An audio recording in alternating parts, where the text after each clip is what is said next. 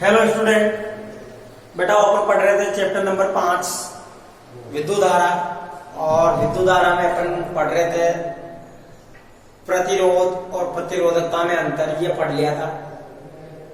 कल अपन एक न्यूमेरिकल भी कर रहे थे, पर वो न्यूमेरिकल जो है वो पीछे का न्यूमेरिकल कट गया था टेक्निकल प्रॉब्लम की वजह से। आज मैं वो न्यूमेरिकल जो है उसको बता दूं कि अगर मान लो दे रखा है हमें कि कोई चालक तार जिसका प्रतिरोध x, जिसका मान है 4, कोई चालक तार जिसका प्रतिरोध है x और उसका मान है 4 तथा प्रतिरोधकता है y, जिसका मान है 48 × 10⁻⁻8 ओम × ये चालक तार का प्रतिरोध दे रखा है और ये दे रखी है प्रतिरोधकता।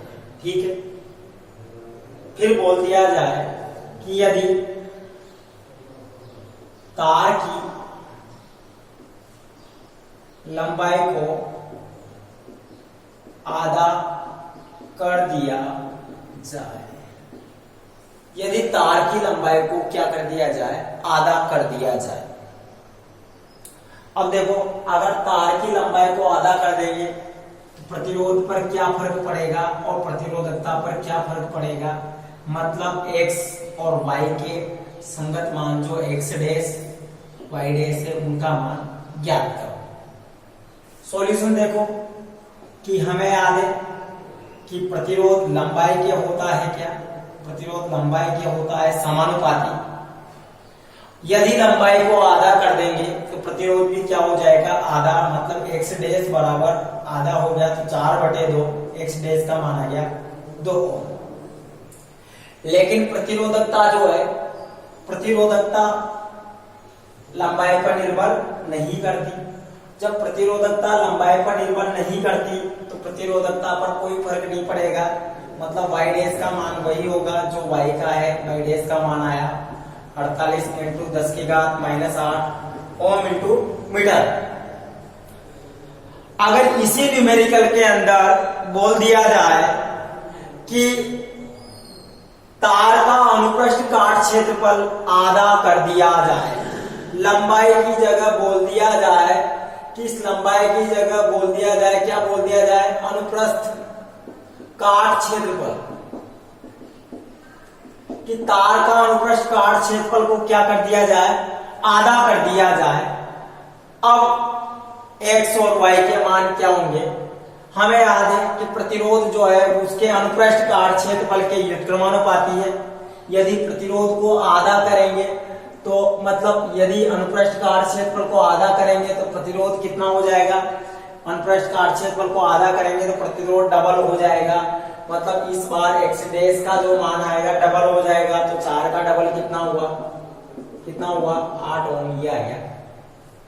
प्रतिरोधकता क्या होगी, प्रतिरोधकता न तो लंबाई पर निर्भर करती है न ही अनुप्रस्थ काट क्षेत्रफल पर निर्भर करती है, तो प्रतिरोधकता का मान तो वही रहेगा, प्रतिरोधकता का मान परिवर्तित नहीं होगा। तो इस तरह का न्यूमेरिकल आ जाए तो हमें एक बात का ध्यान रखना है कि प्रतिरोध ही केवल लंबाई और अनुप्रस्थ काट क्षेत्रफल पर निर्भर करता है। प्रतिरोधकता लंबाई व अनुप्रस्थ काट क्षेत्रफल पर निर्भर नहीं करती।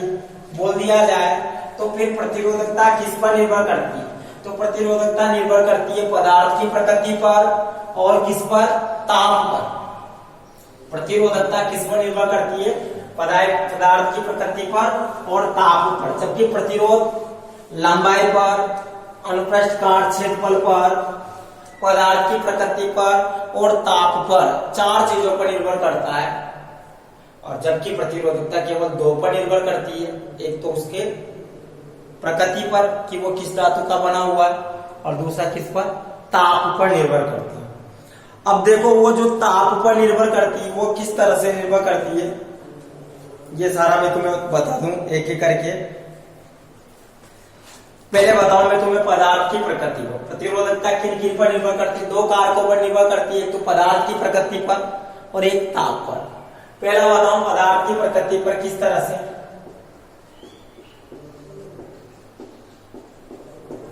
पदार्थ की प्रकृति पर प्रतिरोधकता किस तरह से निर्भर करती है? तो पदार्थ को अपन तीन तरह के मानते हैं। तीन तरह के पदार्थ होते हैं। एक तो होते हैं कुचालक, एक होते हैं अर्धचालक और एक होते हैं चालक। तीन तरह के पदार्थ। सबसे ज्यादा चालकता मतलब सबसे ज्यादा जो धारा का चालन करते हैं वो है चालक। अर्धचालक भी धारा का चालन करते हैं, लेकिन वो करते हैं कब? कमरे के तापमान 27 डिग्री सेल्सियस पर धारा का चालन करते हैं। और कुचालक जो धारा का चालन नहीं करते हैं। तो सबसे ज्यादा जो प्रतिरोधकता की बात करें तो सबसे ज्यादा प्रतिरोधकता किनकी होगी? कुचालकों की। कुचालक पदार्थों की प्रतिरोधकता सबसे ज्यादा होगी। उससे कम प्रतिरोधकता किनकी होगी? अर्धचालकों की होगी।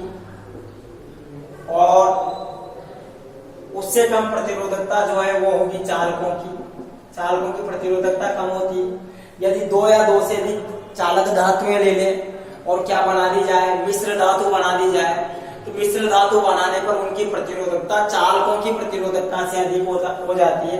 तो मैं बीच में डाल सकता हूं रो क्या? मिश्र धातु।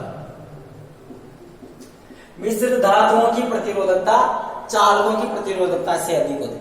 पदार्थ की प्रकृति पर किस तरह से प्रतिरोधकता निर्भर करती है कि कुचालक पदार्थ है तो उनकी प्रतिरोधकता सबसे ज्यादा होगी। अर्धचालक है तो उनकी प्रतिरोधकता थोड़ी क्या होगी? कम होगी। चालक है उनकी प्रतिरोधकता सबसे कम होगी। यदि दो या दो से अधिक चालक मिलाकर मिश्र धातु बना दी जाए तो मिश्र धातुओं की प्रतिरोधकता जो है वो चालकों की प्रतिरोधकता से क्या होती है? अधिक होती है। ये पदार्थ की प्रकृति पर। अब इसमें भी जो बात करें अपन कि जो मिश्र धातु है, मिश्र धातु देखो, मिश्र धातु में तीन मिश्र धातुएं मैं ले रहा हूं। एक तो है नाइक्रोम, दूसरी मिश्र धातु है मैग्नीज और तीसरी मिश्र धातु है कॉन्स्टेंट।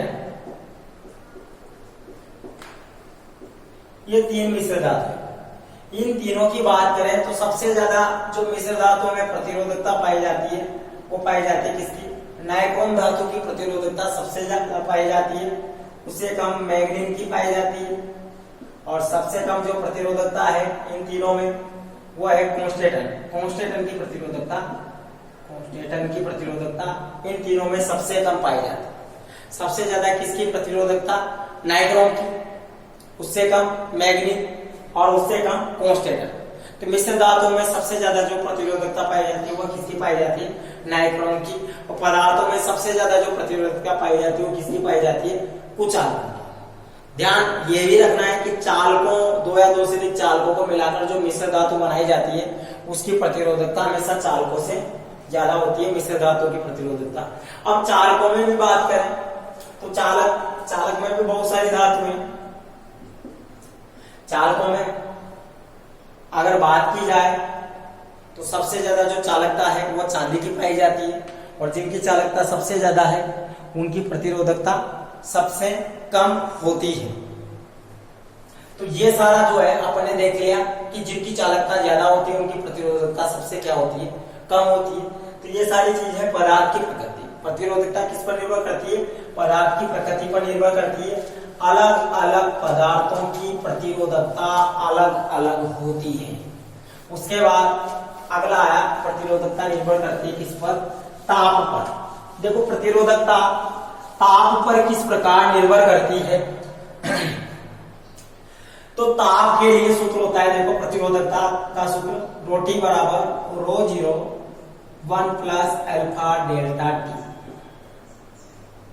यहां देखो, यहां रोटी है T डिग्री सेल्सियस पर पदार्थ की प्रतिरोधकता कितने पर? T डिग्री सेल्सियस पर पदार्थ की प्रतिरोधकता, ये तो है रोटी। रो 0 है यहां पर 0 डिग्री सेल्सियस ताप पर पदार्थ की क्या? प्रतिरोधकता। अल्फा क्या है यहां पर? अल्फा यहां है प्रतिरोधकता ताप गुणांक। अल्फा क्या है यहां पर? प्रतिरोधकता ताप गुणांक है। और डेल्टा टी यहाँ पर है तापांतर, दो तापों का अंतर। प्रतिरोधकता का मात्रक हमें पता है क्या होता है, मात्रक ओम इंटू मीटर, ये प्रतिरोधकता का मात्रक होता है। मतलब ये प्रतिरोधकता हो वो है जब ताप का मान क्या है, 0 है। बाद में ताप को बढ़ाने पर प्रतिरोधकता पर क्या फर्क पड़ता है कि ताप बढ़ाने पर चालकों की प्रतिरोधकता पर तो अलग प्रभाव पड़ता है, अर्धचालकों की पर अलग प्रभाव पड़ता है, कुचालकों पर अलग प्रभाव पड़ता है। तो ये जो है वो पदार्थ की प्रकृति पर निर्भर करता है कि चालक लिया, अर्धचालक लिया या कुचालक लिया। सूत्र कौन सा काम में लेंगे अपन, ये वाला काम में लेंगे। किसके लिए ये सूत्र, केवल किसके लिए, चालकों के लिए। ये सूत्र जो मैंने लिखा वो किसके लिए, केवल चालकों के लिए, कि चालकों की प्रतिरोधकता किस सूत्र से ज्ञात की जाती है, तो वही सूत्र से ज्ञात करेंगे। रोटी बराबर रो 0 1 प्लस अल्फा डेल्टा टी। यहाँ ताप को बढ़ाने पर प्रतिरोधकता हमेशा क्या होती है, बढ़ जाती है। तापांतर जो है, तापांतर या तो डिग्री सेल्सियस में या किस में रहेगा, केल्विन में रहेगा। एल्फा जो है वो प्रतिरोधकता ताप गुणांक, इसका मात्रक या तो डिग्री सेल्सियस इनवर्स या क्या, केल्विन इनवर्स, ये इसका मात्रक होता है। अब जो एल्फा जो है प्रतिरोधकता ताप गुणांक, वो दो तरह का, धनात्मक भी हो सकता है, ऋणात्मक भी हो सकता है। अब कब धनात्मक होता है, कब ऋणात्मक होता है, वो मैं तुम्हें बता दूं। यदि ताप को बढ़ाने पर प्रतिरोधकता, यदि ताप को बढ़ाने पर प्रतिरोधकता बढ़ती है तो प्रतिरोधकता ताप गुणांक धनात्मक होगा, और यदि ताप को बढ़ाने पर प्रतिरोधकता घट जाती है तो प्रतिरोधकता ताप गुणांक क्या होगा, ऋणात्मक होगा। तो ताप को बढ़ाने पर जिन पदार्थों की प्रतिरोधकता बढ़ जाती है उनका प्रतिरोधकता ताप गुणांक धनात्मक होता है, और जिन पदार्थों की प्रतिरोधकता घट जाती है उनका प्रतिरोधकता ताप गुणांक जो है वो होता है ऋणात्मक। आगे देखो, पदार्थों की जो प्रतिरोधकता है उस पर ताप का प्रभाव। तो सबसे पहले मैं प्रभाव बता रहा हूं चालकों की, कि चालकों की प्रतिरोधकता पर ताप का क्या प्रभाव पड़ता है। तो देखते जाना बेटा। अगर अपन ने क्या किया, ताप को बढ़ा दिया, चालकों के लिए प्रतिरोधकता का सूत्र लिख दूं मैं। वैसे प्रतिरोध का तो होता है R बराबर ml upon n e² a tau बार, ये है, ये प्रतिरोध का, वो लंबाई और अनुप्रस्थ काट क्षेत्रफल पर निर्भर करता है। जबकि प्रतिरोधकता निर्भर नहीं करती, प्रतिरोधकता का है m upon n e² tau बार, ये प्रतिरोधकता का सूत्र है। अब इसमें देखो कि चालकों की प्रतिरोधकता पर ताप का क्या प्रभाव पड़ता है। अगर मान लो मैंने ताप को बढ़ा दिया या चालकों को गर्म कर दिया, तो ताप को बढ़ाने से इलेक्ट्रॉन तेजी से जाएंगे, और जितने इलेक्ट्रॉन तेजी से जाएंगे उतना ही विश्रांति काल घटेगा, और विश्रांति काल घटेगा तो प्रतिरोधकता क्या होगी, बढ़ जाएगी। या अपन इसी चीज को दूसरे तरीके से भी समझ सकते हैं कि ताप को बढ़ाने पर इलेक्ट्रॉन तेजी से जाएंगे। जब इलेक्ट्रॉन तेजी से जाएंगे तो पहले की तुलना में ज्यादा टकराएं करेंगे, मतलब टकरों की संख्या बढ़ी। टकरों की संख्या बढ़ने का मतलब बाधा बढ़ी, और बाधा बढ़ी तो प्रतिरोधकता क्या हो गई, बढ़ गई। तो ताप बढ़ाने पर चालकों की प्रतिरोधकता क्या हो जाती है, ताप बढ़ाने पर चालकों की प्रतिरोधकता क्या हो जाती है, बढ़ जाती है। तो जब ताप बढ़ाने पर चालकों की प्रतिरोधकता बढ़ जाती है तो प्रतिरोधकता ताप गुणांक चालकों के लिए क्या होगा, धनात्मक होगा। मैंने बताया था कि अगर प्रतिरोधकता बढ़ती है तो प्रतिरोधकता ताप गुणांक धनात्मक होता है, और यदि प्रतिरोधकता घटती है तो प्रतिरोधकता ताप गुणांक क्या होता है, ऋणात्मक होता है। ध्यान रखना, मिश्र धातुओं की प्रतिरोधकता जो है वो धातुओं की प्रतिरोधकता से हमेशा अधिक होती है, लेकिन एक अपवाद है, लेड, प्लम्बम, पीवी। लेड ऐसी धातु है जिसकी प्रतिरोधकता मिश्र धातुओं की प्रतिरोधकता से भी क्या होती है, ज्यादा होती है। हालांकि मिश्र धातुओं की प्रतिरोधकता जो है वो चालकों की प्रतिरोधकता से क्या होती है, अधिक होती है, क्योंकि मिश्र धातु बनाई किसके लिए जाती है, प्रतिरोधकता को बढ़ाने के लिए। तो मिश्र धातुओं की प्रतिरोधकता चालकों की प्रतिरोधकता से क्या होती है, अधिक होती है।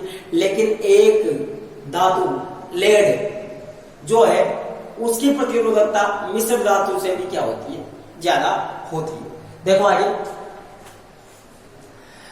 अगर अपन बात करें चालकों के लिए कि ताप बढ़ाने पर अच्छे चालक और एक मिश्र धातु दोनों के लिए ग्राफ की बात करें तो देखो चालकों के लिए अगर अपन क्या करें, ताप को बढ़ा दें, ताप को T से लेकर इधर लिख दें प्रतिरोधकता।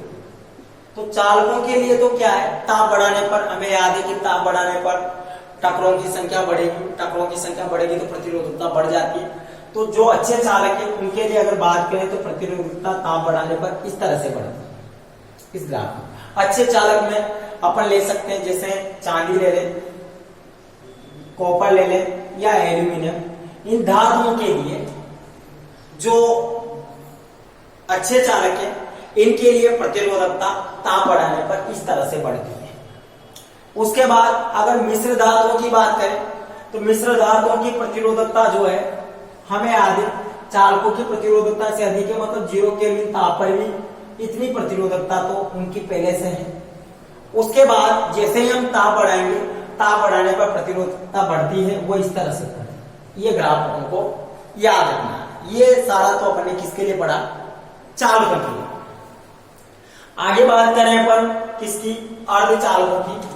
तो देखो अर्धचालक में अपन ने पूरा का पूरा चैप्टर पढ़ लिया कि अर्धचालक में क्या होता है।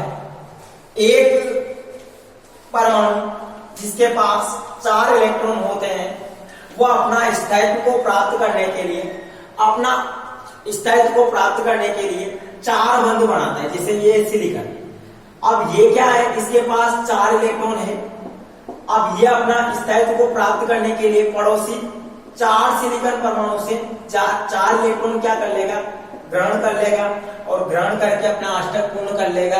कितने बंध बना लेगा है, 4 बंध बनाएगा। ऐसी स्थिति में इसके पास किसी तरह का कोई मुक्त इलेक्ट्रॉन नहीं होता, तो ये 0 केल्विन ताप पर अर्धचालक जो है 0 केल्विन ताप पर कुचालकों की तरह व्यवहार करते हैं।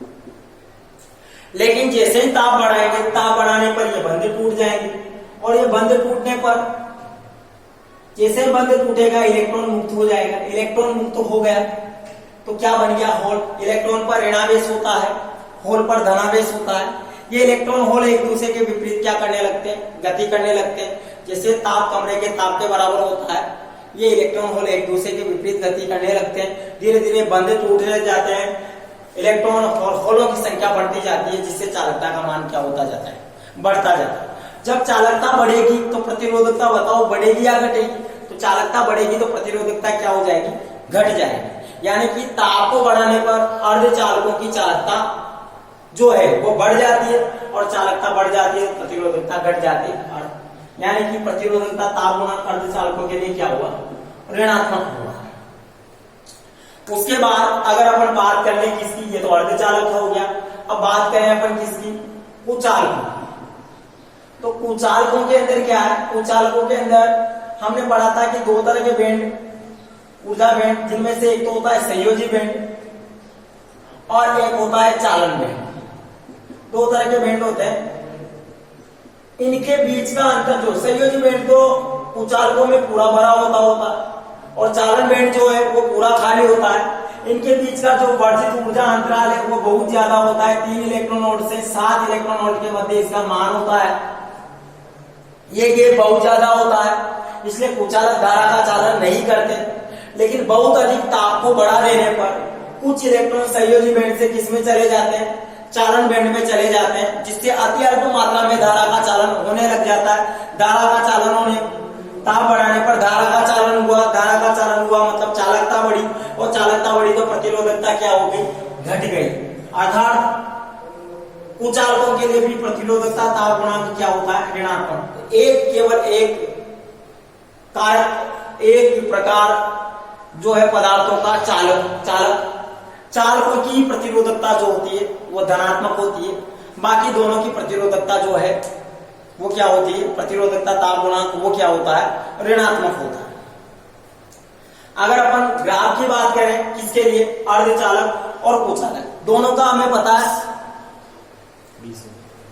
भाई दोनों का हमें पता है कि जो ग्राफ है मतलब ताप बढ़ाने पर दोनों की प्रतिरोधकता क्या होती है, घट जाती है। लेकिन दोनों में किस तरह से घटती है, तो वो देखो ये अर्धचालकों के लिए, और कुचालकों का जो है उनकी और ज्यादा घटती है। तो ये ग्राफ अर्धचालकों का है और ये ग्राफ जो है वो किसका है, कुचालकों का। ये प्रतिरोधकता और ये ताप। तो ज्यादा प्रतिरोधकता किसकी घटती है, कुचालकों की प्रतिरोधकता ज्यादा घटती है, किसकी अपेक्षा, अर्धचालकों की अपेक्षा। धन्यवाद बेटाओ, आगे अपन कल पढ़ेंगे।